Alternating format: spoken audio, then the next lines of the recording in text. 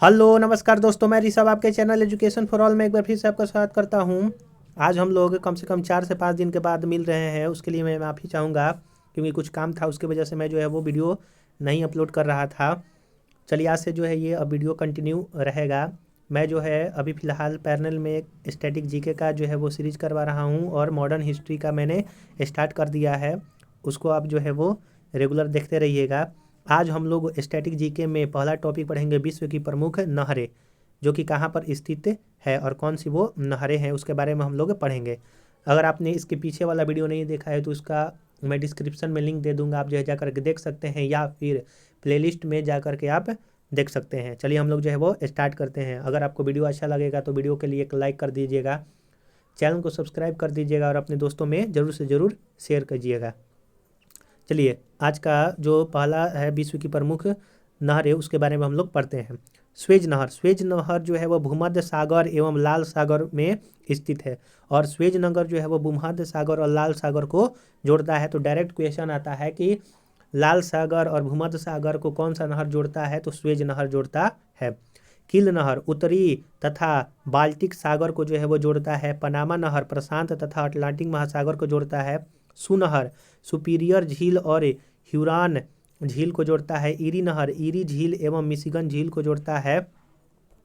अगला है कोपी नहर आंध्र प्रदेश और तमिलनाडु में स्थित है और गोटा नहर स्टॉकहोम और गोटेनबर्ग में स्थित है। गोटा नहर, आइए हम लोग जो है एक बार फिर से रिवाइज कर लेते हैं कि स्वेज नहर भूमध्य सागर को लाल सागर से, कील नहर उत्तरी तथा बाल्टिक सागर को, पनामा नहर प्रशांत महासागर और अटलांटिक महासागर को जोड़ता है। सू नहर सुपीरियर झील और ह्यूरॉन झील को जोड़ता है। ईरी नहर ईरी झील और मिशिगन झील को जोड़ता है। अगला है कोपी नहर जो कि आंध्र प्रदेश और तमिलनाडु को जोड़ता है और गोटा नहर स्टॉकहोम और गुटेनबर्ग को जोड़ता है। तो आशा करूंगा कि आपको ये याद हो गया है। आइए हम लोग जो है वो कुछ देख लेते हैं। सदिश राशि और अदिश राशि।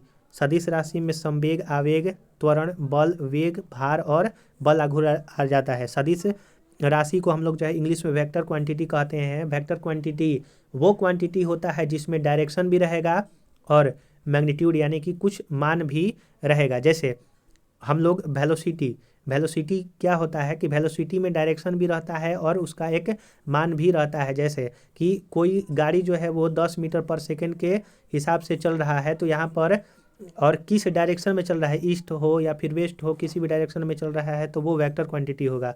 अदिश राशि जो इसको स्केलर क्वांटिटी कहते हैं, जिसमें सिर्फ मैग्नीट्यूड होता है, डायरेक्शन इसमें नहीं होता है। जैसे कि चाल हुआ, द्रव्यमान हुआ, भार हुआ, ऊर्जा हुआ, आवेग हुआ, घनत्व हुआ और विद्युत धारा हुआ। तो आशा करूंगा कि आपको समझ में आ गया होगा कि वेक्टर क्वांटिटी क्या होता है, स्केलर क्वांटिटी क्या होता है। अगला है टॉपिक कि आचार्य एवं उनके सिद्धांत। शंकराचार्य का जो सिद्धांत था और वे अद्वैतवाद में जो है वो माना करते थे। रामानुजाचार्य जो है वो विशिष्ट द्वैत में मान करते थे यानी कि मानते थे। निमिकाचार्य जो है वो द्वैतवाद में जो है वो मानते थे और माधवाचार्य जो है वो द्वैतवाद को मानते थे और बल्लभाचार्य जो है वो शुद्धाद्वैत को जो है वो मानते थे। तो आप जो है इसको अच्छी तरह से याद कर लीजिएगा। अगला जो हम लोगों का इसमें टॉपिक है, अगर आपको वीडियो पसंद आ रहा होगा तो वीडियो के लिए लाइक कर दीजिए। आप लोग चैनल को सब्सक्राइब नहीं करते हैं तो मैं आपसे निवेदन करूंगा कि चैनल को सब्सक्राइब कर लिया कीजिए, क्योंकि मैं अगला वीडियो डालूंगा तो उसका नोटिफिकेशन आप पे चला जाएगा। अगला टॉपिक है कि राष्ट्रीय दल एवं उनके संस्थापक।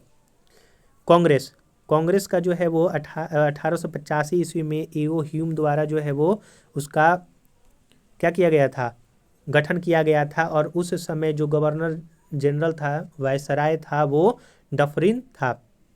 क्वेश्चन दूसरा जो है भाकपा माफ कीजिएगा भाकपा 1925 में एम.एन. रॉय ने किया था। भाजपा का 1980 में अटल बिहारी वाजपेयी ने किया था। माकपा जो हुआ था वो 1964 में EMS डांगे थे। माकपा का मतलब होता है मार्क्सिज्म नेशनल पार्टी जो होता है उसको, जो कि कम्युनिस्ट पार्टी होता है, मार्क्सिस्ट कम्युनिस्ट पार्टी उसको कह सकते हैं। बसपा का 1984 में काशीराम ने किया था। और अगला है NCP 1999 में शरद पवार ने किया था। अगला है कि अनिवार्य न्यूनतम आयु हर एग्जाम में जो है वो यहाँ से 1 या 2 प्रश्न जो है वो फिक्स रहता है कि वो पूछता ही है। हाँ, तो देखिए मैं बतला रहा था कि अनिवार्य जो न्यूनतम आयु होता है कि राष्ट्रपति बनने के लिए कितना आयु चाहिए, राज्यपाल बनने के लिए, तो वहीं दिया हुआ है, हर एग्जाम में पूछता ही है।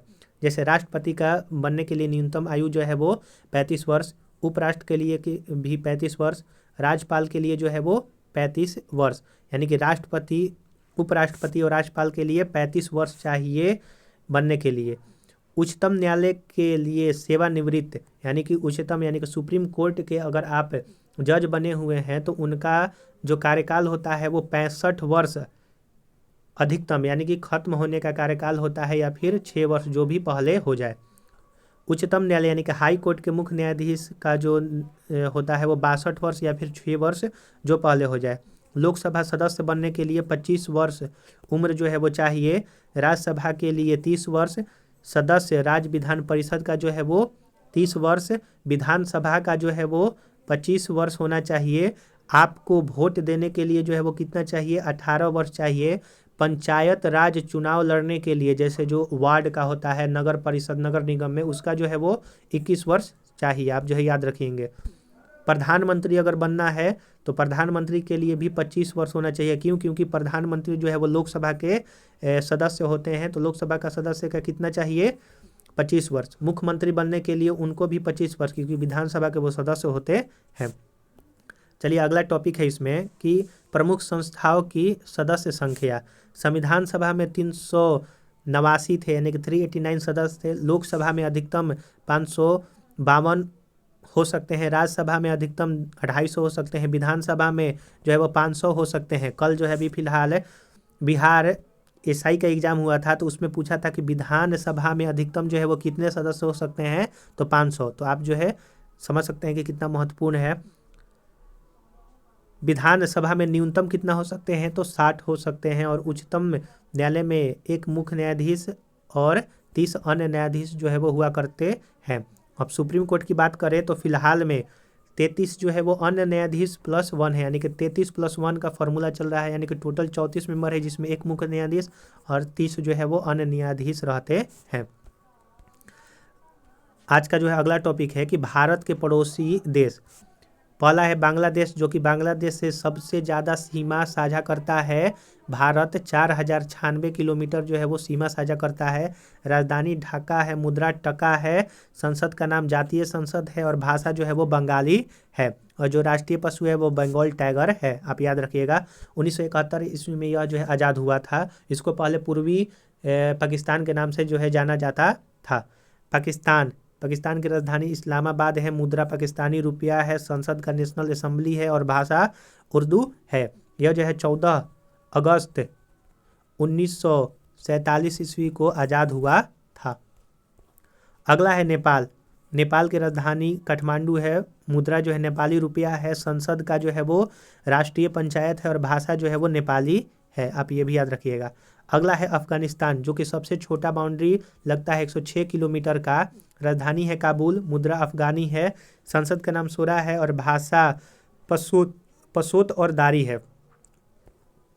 अगला है भूटान की राजधानी थिम्पू है, मुद्रा जो है वो गुलट्रम है, संसद का नाम पार्लियामेंट है और भाषा जो है वो जोंगखा है।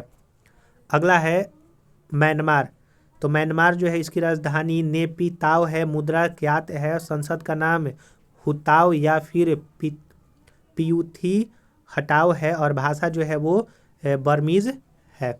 अगला है श्रीलंका का राजधानी कोलंबो है, मुद्रा श्रीलंकाई रुपया है, संसद को पार्लियामेंट कहा जाता है वहाँ पर और भाषा जो है वो सिंगली और तमिल है और श्रीलंका का पुराना नाम जो है वो सिलोन है। अगला है मालदीव की राजधानी माले है, मुद्रा मालदीपियन रुपया है, संसद का नाम जो है वो मजलिस है और भाषा जो है वो हिदेवी है।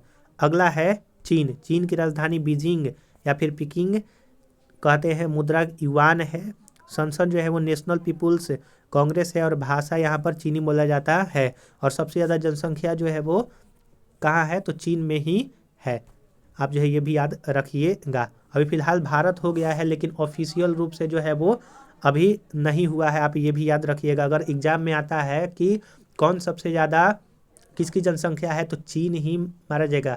जब तक से अगर WHO के संदर्भ में नहीं पूछेगा, जब अब WHO के संदर्भ में पूछेगा तो भारत होगा, लेकिन जब चीन के ऐसे पूछेगा गणना के हिसाब से, तो वो चीन होगा। आप ये भी याद रखिएगा। तो आशा करूंगा कि आपको ये वीडियो अच्छा लगा होगा। वीडियो अगर अच्छा लगा होगा तो इस वीडियो के लिए एक लाइक कर दीजिएगा, चैनल को सब्सक्राइब कर दीजिएगा और अपने दोस्तों में शेयर कर दीजिएगा। चलिए हम लोग जो है वो अगले वीडियो मिलेंगे, तब तक के लिए नमस्कार।